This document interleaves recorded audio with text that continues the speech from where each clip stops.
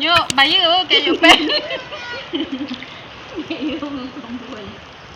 Kedalaman air. Sudarlun hujan deras mengguyur kawasan Betung, Kecamatan Kota Bahagia, Kabupaten Aceh Selatan, Senin 17 Mei 2021.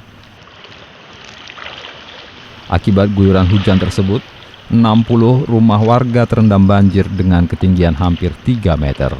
Informasi yang diterima Serambi On TV dari Ridwan Salim dan Tarmizi, yakni pemuda setempat, banjir yang terjadi akibat meluapnya air sungai karena hujan deras yang tidak kunjung berhenti dari pagi sampai saat ini malam hari.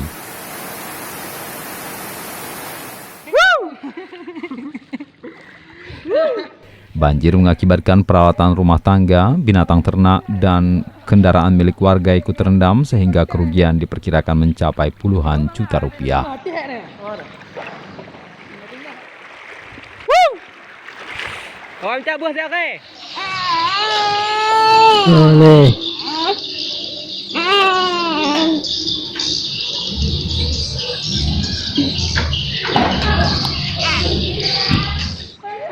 Dari Betung, Aceh Selatan, Samsul Azman, Serambi On TV.